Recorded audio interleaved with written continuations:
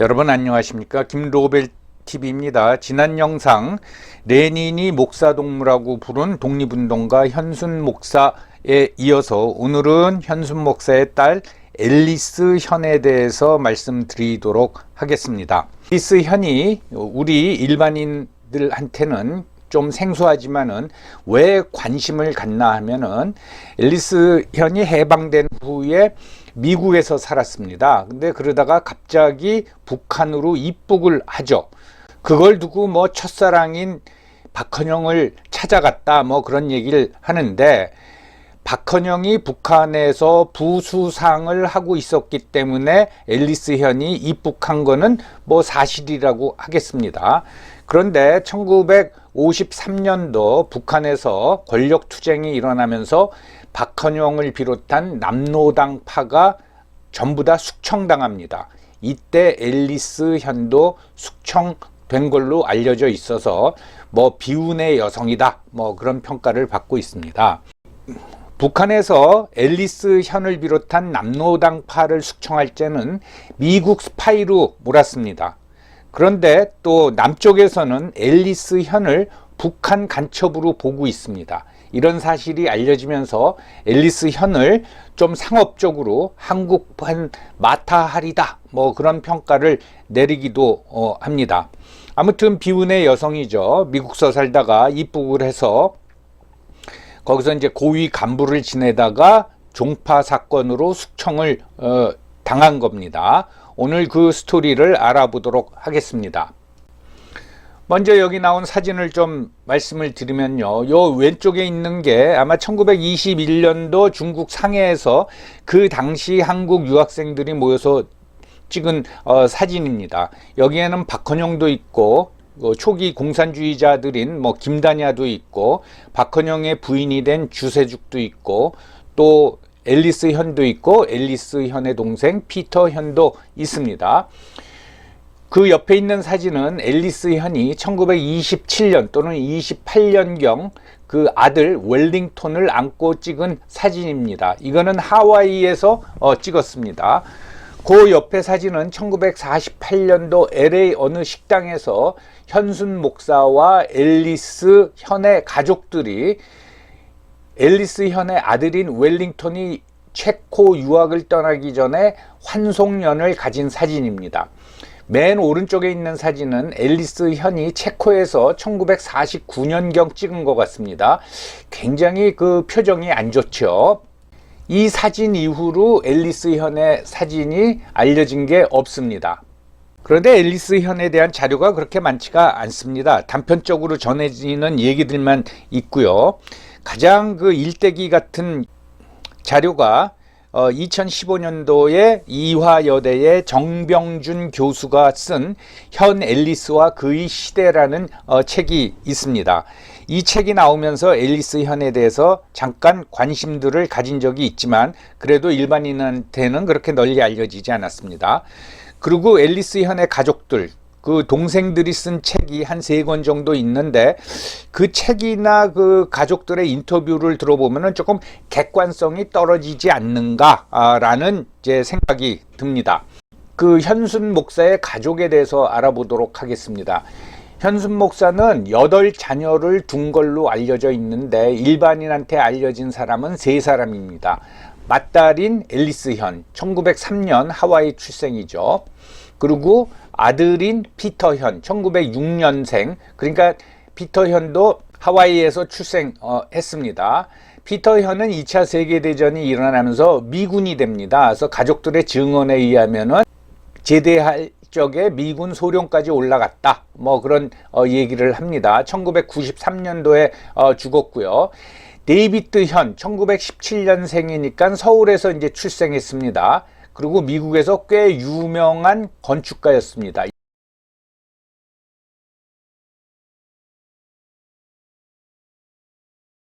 현순 목사는 1903년에 그 하와이 사탕수수밭 노동자 이민단을 이끌고 3월 3일 날 하와이에 도착합니다. 그리고 2달 있다가 그 앨리스 현이 5월 8일 하와이에서 이제 출생을 하죠. 최초의 한국계 미 국적자입니다. 이건 현지에서 태어났기 때문에 자동적으로 미국 시민이 된 거죠. 이걸 두고 어떤 좌파 매체에서 앨리스 현에 관한 기사를 쓰면서 이게 최초의 원정 출산이 아니냐라고 운운하는 걸 보고 제가 정말 기가 막혔습니다. 야, 기자의 수준이 그 정도밖에 안 되냐. 뭐 기자는 그렇다고 치고 그 기사를 검토하는 데스크는 또 뭐냐. 정말 현실 인식이나 그 수준이 너무 천박하다고 하겠습니다. 하와이에서 출생하고 현순 목사 가족이 1907년에 서울로 돌아옵니다. 그래서 서울에서 이화고녀를 졸업을 하고 그 다음에 뭐 이화여전을 진학해서 다니다가 졸업은 못하고 상해로 갔다 그러는데, 정확히 얘기하면은 그 당시에는 이화여전이 없었습니다. 그냥 이화학당의 대학 과정이 있었죠. 그 전문 학교가 정식으로 총독부로부터 인가 허가가 난 거는 1925년서부터입니다.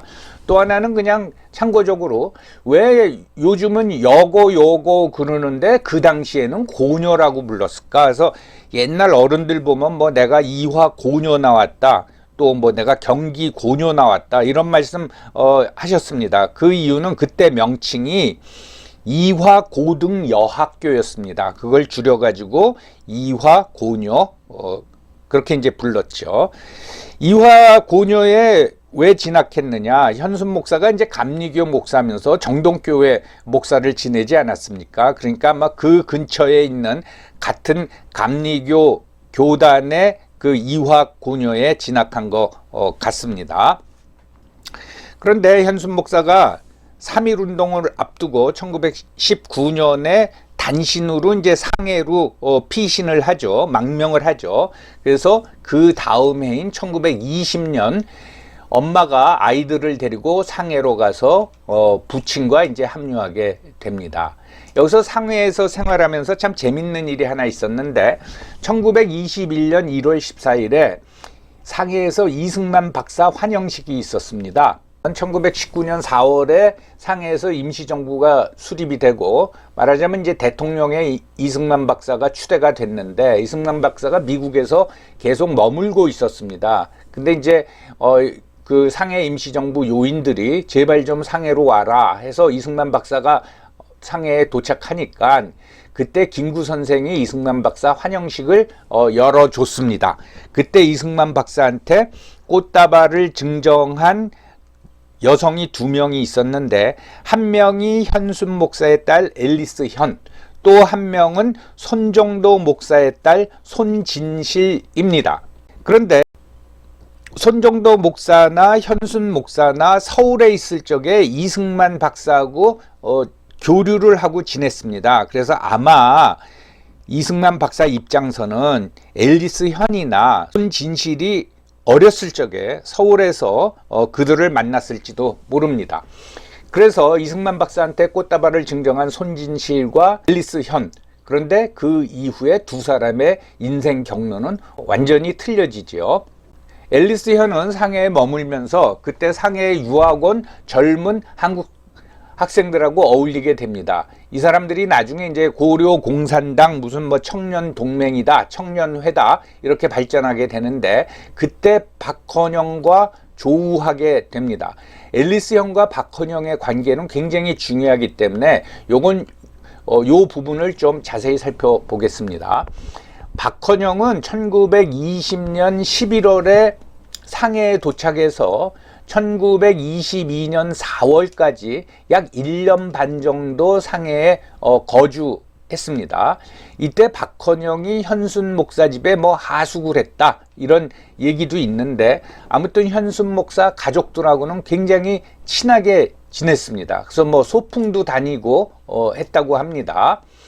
이때의 앨리스 현과 박헌영의 관계에 대해서 여러 가지 말이 나오는데, 그 앨리스 현에 관한 일대기를 쓴 정병준 이대 교수에 의하면은 사랑하는 사이는 아니었고 둘이 애틋한 감정을 느끼는 정도다 라고 이제 얘기를 하고요. 후에 남로당 간부였던 박갑동은 사랑하는 사이였다 라고 단정적으로 얘기를 합니다. 그리고 앨리스 현의 동생 피터 현은 자신이 쓴 책에 젊은 혁명가들의 지도자, 이거는 박헌영을 얘기하는 겁니다. 그리고 자신의 우상이었다. 마음속으로 박헌영이 나의 매형이 되어주기를 바랐다. 라고 이제 진술하고 있습니다. 그러면 하나하나 살펴보죠. 자, 사랑하는 사이는 아니었고 애틋한 감정을 느끼는 정도였다. 라고 정병준 교수는 말하고 있는데 10대 후반의 여학생하고 20대 초반의 청년 사이에 애틋한 감정과 사랑의 차이는 뭘까요? 이건 굉장히 모호한 평가라고 하겠습니다. 이런 이제 평가를 하는 거는 앨리스 현이 해방 후에 북한으로 입국한 것이 북한의 부수상이 된 옛날 애인 박헌영을 찾아간 게 아니냐라는 어떤 치정극적인 그 평에 대해서 반박을 하느라고 이런 표현을 쓴 것 같습니다. 박갑동은 해방 후에 조선공산당 최고 책임자인 박헌영의 오른팔이었습니다. 그래서 1946년 6월에 박헌영이가 북한으로 이제 피신을 하고 조선공산당이 해체되고 남노당이 생겼을 적에 남노당 지하 총책이었습니다. 그래서 박갑동은 박헌영하고 굉장히 친하게 지냈습니다. 그러면 자기가 잘 알지도 못하는 앨리스 현에 대해서 박갑동이 과감하게 둘은 사랑하는 사이였다 라고 어떻게 단정적으로 얘기할 수가 있었겠습니까? 그거는 둘의 관계에 대해서 박갑동이 박헌영한테 얘기를 들었기 때문에 그렇게 말한 것이다 라고 우리가 이제 추정할 수가 있는 거죠. 피터 현, 젊은 혁명가들의 지도자, 자신의 우상, 그리고 박헌영이 나의 매형이 되어주길 바랐다. 자, 갑자기 자신의 우상이라고 한 것까지는 뭐 충분히 10대 소년이 그렇게 생각할 수 있지만 그것이 나의 매형이 되어주길 바랬다. 라는 이제 진술이 나옵니다. 이건 무슨 소린가 하면은 그 당시에 누나 앨리스 현하고 얘기를 나누면서 누나가 박헌영을 연모하고 있구나. 또는 박헌영도 우리 누나를 좋아하고 있구나. 이제 그걸 느낀 거겠죠. 자, 요 사진 한 장을 보시겠습니다. 이게 1921년이나 22년에 상해에 있는 그 한국 유학생들이 모여서 찍은 사진인 것 같은데 나중에 어떻게 이제 추정을 하나 하면은 그 당시 상해에 있던 젊은 그 우리 유학생들이 이르쿠츠크파 고려공산당 상해 지부에 가입을 했습니다. 뭐 당연히 이제 박헌영 가입했고 그 다음에 추후에 초기 한국 공산주의 운동사의 3인방으로 불리는 김다냐 또 임원근도 같이 가입을 했습니다. 그리고 최창식도 이제 가입을 했습니다.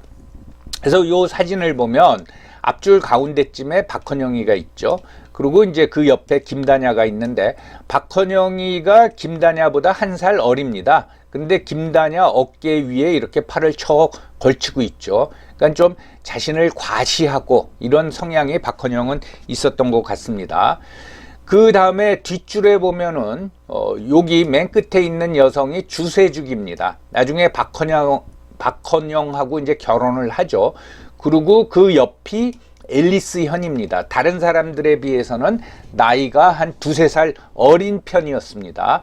그리고 앞줄 오른쪽 끝이 10대 소년이었던 피터 현이죠. 이건 굉장히 귀중한 사진입니다. 그리고 다른 사람들을 이렇게 특정하기는 좀 힘듭니다.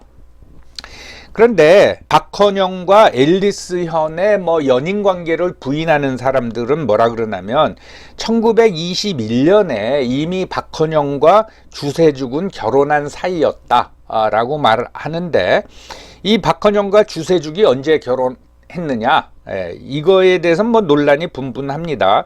일부 사람들은 1921년 상해에서 결혼했다 이런 얘기를 하고 주세죽의 그 경찰 조소에 의하면 뭐라고 얘기했나 하면은 1924년도에 박헌영의 고향인 예산에 가서 결혼식을 올렸다라고 이제 얘기를 합니다. 그리고 결혼하기 전에는 같이 살지 않았다. 뭐 이런 발언까지 합니다. 그런데 자료를 찾아본 사람들에 의하면은 호족 등본을 보면은 1926년에 혼인신고가 돼 있다. 그렇게 말합니다. 아니 뭐 박헌영과 주세죽이 언제 결혼한 게 뭐가 중요했느냐, 그렇게 말씀할지 모르지만은 좀 의미가 있는 것이 주세죽을 둘러싼 박헌영과 김다냐의 관계, 또 박헌영을 둘러싼 앨리스 현과 주세죽의 관계 때문에 주세죽과 박헌영이 언제 결혼했느냐가 관심의 대상이 되는 겁니다. 1921년이 되면 현순 목사는 미국으로 가서 구미위원회 활동을 하고 가족들은 상해에 남아 있었습니다. 근데 이제 이 부분이 증언들이 엇갈리는데 일부 자료에 의하면은 앨리스 현은 1922년도에 일본으로 유학을 갔다고 합니다. 거기서 한국인 유학생 젊은 청년 정준을 만나서 결혼을 했다. 그리고 딸까지 출산했다. 라고 얘기하고 있습니다. 정준이 누구냐?